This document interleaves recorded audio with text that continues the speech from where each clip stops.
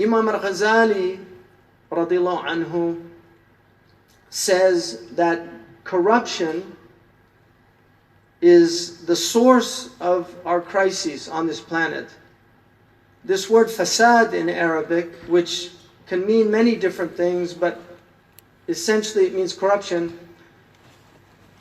This is found in several places in the Quran. In fact, the angels in Surah Al-Baqarah, when they ask God about the wisdom of placing human beings on the earth, the question that they ask is, أَتَجْعَلُ فِيهَا مَنْ يُفْسِدُ فِيهَا?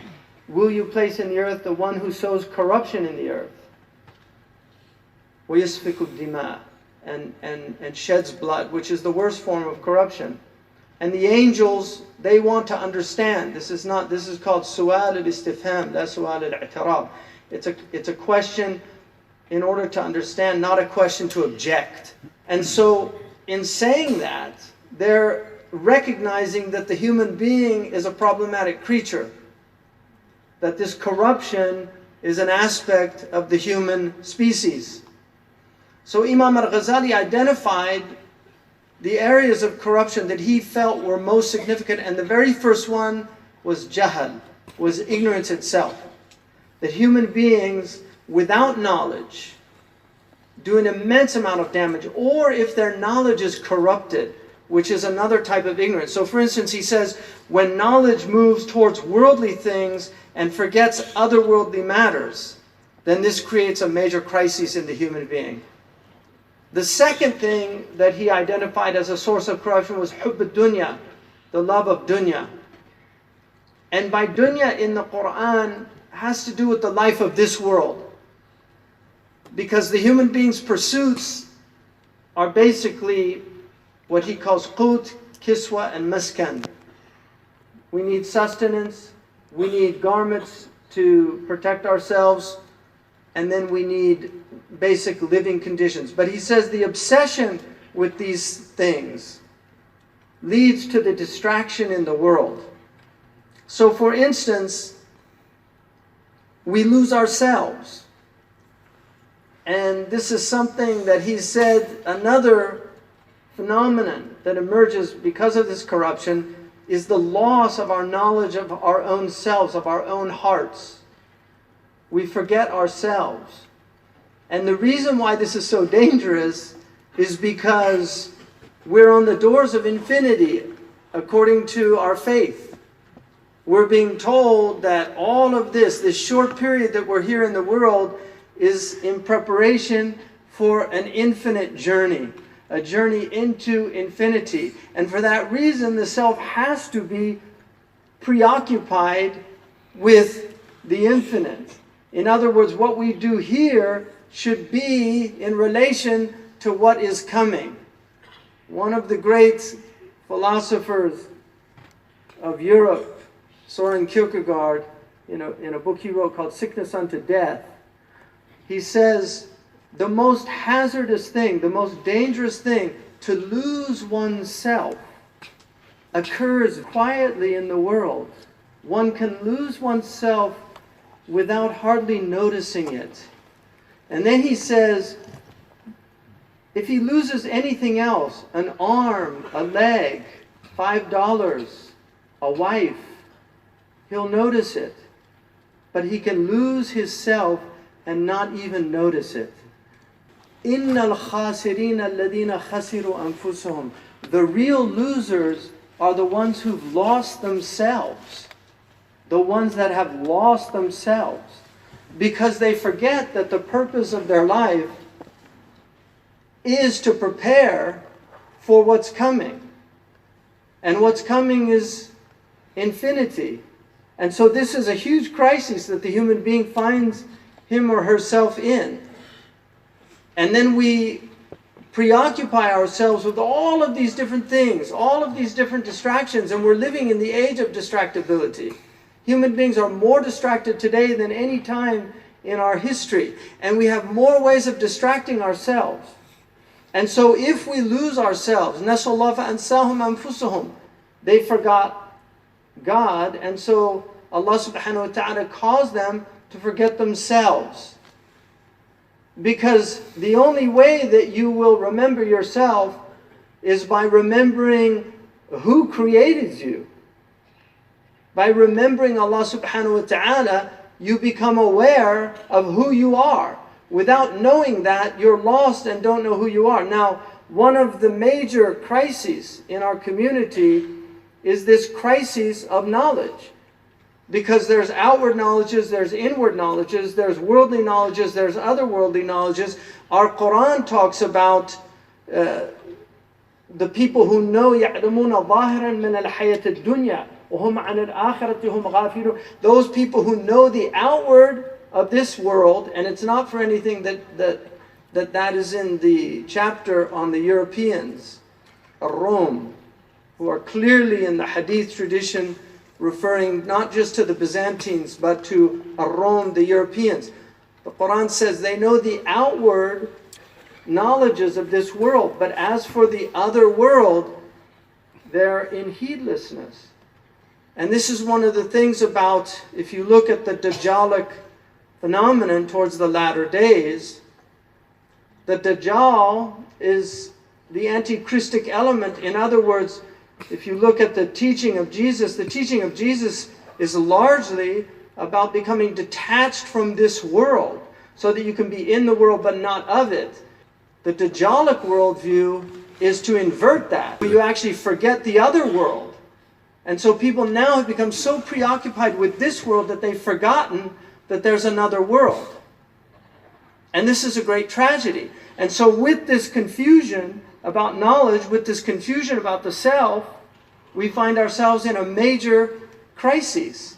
And then on top of that, we have all of these permutations, these perversions that emerge, not just in our own community, these perversions of extremism. And extremism goes two ways. We have religious extremism, and then we have the extremism of lack of religion in our community. So the Muslims can go astray both ways. It's not just the extremism, the religious extremism, but also the extremism of the lack of religion and concern for religion. Even though we know that religion is the foundation of our cultures, it's the foundations of our civilizations. In fact, arguably, there is no civilization without religion. We've never had in human history a civilization that didn't emerge out of some sense of the sacred and didn't create some sense of hierarchy, from the Greek hieros arche, the rule of the sacred. And so part of the modern impulse now is to remove hierarchy, which means even removing and destroying the basis of a family, which is hierarchical by its nature. And this is one of the things that our Muslim communities have to be very careful about, because we're seeing the collapse of family in many places now, especially in Western Europe and America. There's a breakdown of family. And in the Muslim world, we still have strong families. We have family ties. We have the relationships of family, of nasab and musahara, of the lineage, and of intermarriage and these things. These are very important. If we lose these things, we lose everything. Because the foundation of a healthy society is the healthy family. They are the atoms that make up the aggregate of a society. And so without that, there's a huge crisis. So this is one of the things. And we have to understand, if we don't understand where these ideas are coming from that are now infiltrating our communities, if we don't understand the philosophical positions behind these ideas, we will be completely lost. So just as an example, in the West, there's a powerful philosophical force which does not believe that there are any essences to things. Now, some people can think this is a rarefied philosophical idea and something for ivory towers, but that actually, down on the ground, becomes extremely dangerous, because people, for instance, say that there is no essential self, there's no binaries, these are what they call social constructs. And so you have the idea, for instance, that the male or the female is a social construct. Gender is a construct. Biological sex is determined by whether you have X and Y or XX chromosomes.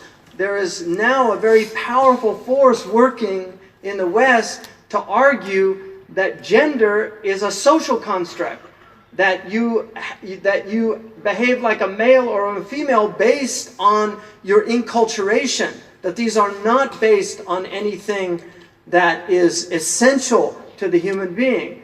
So this is a philosophical idea that's now having a huge impact on our culture. So in my state, you have now people coming into grade school classrooms and telling students that they don't have to be a male or a female if they don't want to. They can choose what they want to. This is actually happening right now. And you will see this increasingly affecting your societies. So the Muslims themselves has to understand where these ideas come from, and then they also have to have an understanding of why these things are wrong. Allah subhanahu wa ta'ala in the Quran says, Subhanalladhi khalaqa al-azwaja kullaha. Glory be to the one who created everything in binaries. Allah subhanahu wa ta'ala created the male and the female. Inna khalaqnakum min dhakarin wa untha. We created you from a male and a female. وَجَعَلَ مِنْ أَنفُسِكُمْ أَزْوَاجًا. And we made from yourselves mates, pairs. A zawj is an opposite.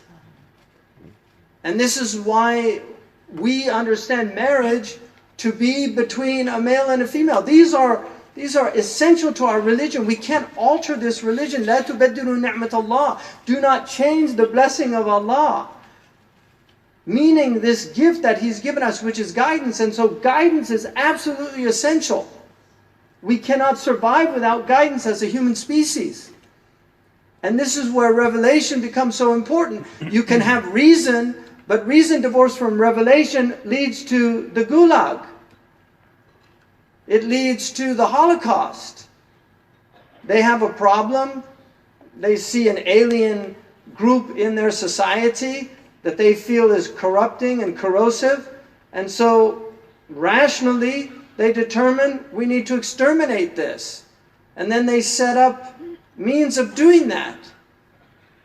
This comes out of reason without revelation, because there's nothing to tell them that that's wrong. You can't ground morality without some sense of the divine. You can create laws, but those laws are simply the decisions of the people running those societies. And so when the Nazis were in power, everything they did was legal according to their laws. That was their argument at Nuremberg. But who's to say they were wrong?